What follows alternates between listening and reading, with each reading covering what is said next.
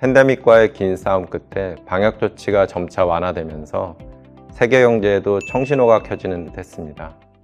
하지만 러시아 우크라이나 전쟁, 중국의 봉쇄 정책, 높은 인플레이션과 이에 대응한 급속한 금리 인상 등의 영향으로 성장세는 다소 위축됐습니다. 이에 따라 IMF는 2022년 세계 경제 성장률을 3.2%로 예상했는데요. 2023년에도 전쟁, 미중 간 패권 다툼 등 지정학적 갈등이 지속되고 고물가 흐름 속에서 통화 긴축의 여파가 본격화되는 등 하방 압력이 작용하여 성장세는 더욱 약화될 것으로 보입니다.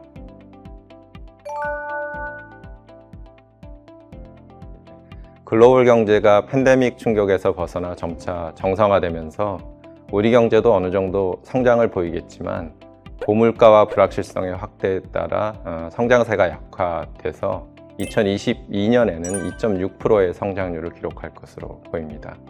그리고 2023년에는 물가 안정을 위해 실시한 통화 긴축의 여파와 더불어 코로나 위기로부터 일상 회복에 따른 경기 반등 모멘텀도 약화되면서 1.7%의 성장률을 기록할 전망입니다.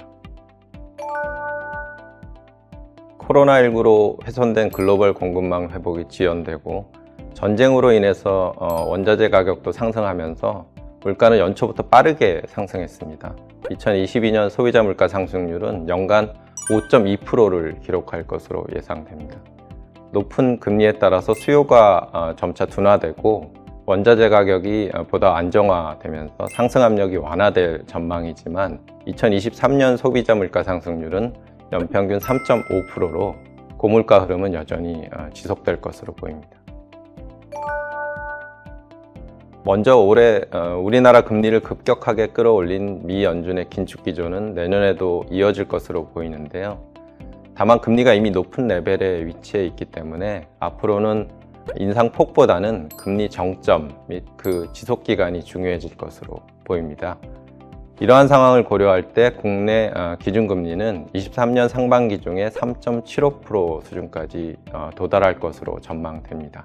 이에 따라 국고채 3년물 금리도 올해 연평균 3.2%에서 2023년 연평균 4%로 상승할 것으로 예상됩니다. 2022년은 미 연준의 통화 긴축 가속화, 교역 조건 악화에 따른 무역 수지 적자, 위안화 약세 등에 의해서 원달러 환율이 상승하는 킹달러 시대라고 할 수 있는데요.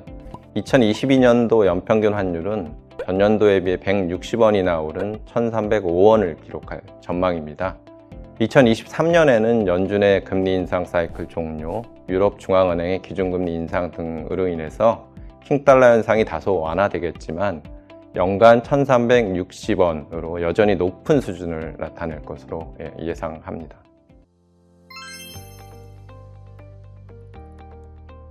예, 2022년 그리고 23년은 코로나 팬데믹, 고인플레이션, 지정학적 문제 등 불확실성으로 가득 차 있습니다.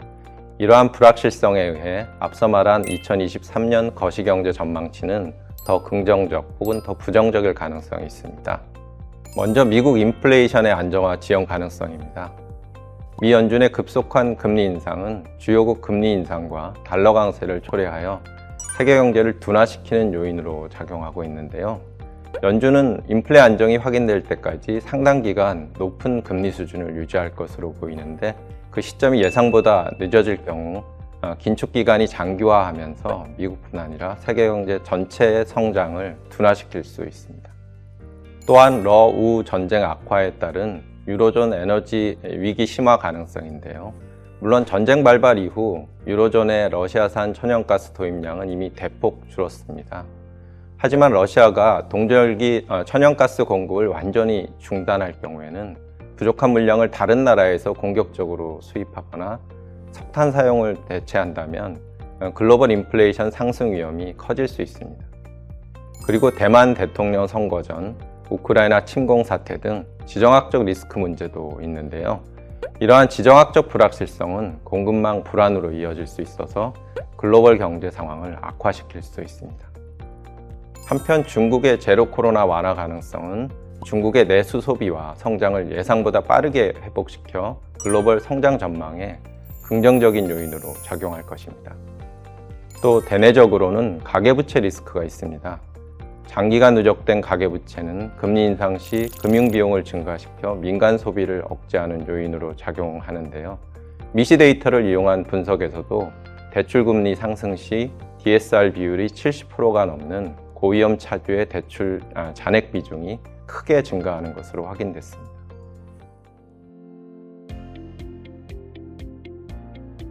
2023년 우리 경제는 1.7%라는 잠재 수준에 가까운 성장세를 이어가는 것으로 볼 수 있지만 대외 불확실성에 의한 하방 리스크가 높은 편입니다. 따라서 경제정책은 대외 불확실성에 대한 우리 경제의 대응력을 강화시키는 방향으로 운용할 필요가 있습니다.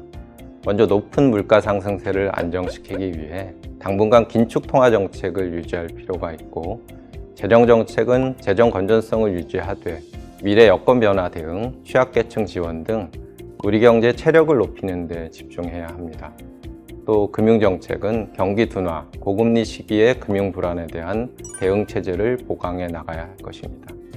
아울러 중장기적으로는 글로벌 경제 여건의 변화에 대응하여 에너지 수급, 공급망 재편, 규제 개선 등의 측면에서 산업정책을 강화할 필요가 있습니다. 글로벌 경기 하강, 통화 긴축 여파, 지정학적 갈등 지속 등 2023년 성장 경로에는 다양한 장애물들이 있을 것으로 예상됩니다. 글로벌 금융위기 이후 최고의 불확실성과 변동성에 직면한 2023년은 그 어느 때보다도 유연한 대응이 필요할 것입니다. 대내외 여건 변화로 초래될 수 있는 난관들을 지혜롭게 극복하고 나아가 엔데믹 국면에서의 미래 성장 기반도 다질 수 있는 2023년이 되기를 기대해 봅니다.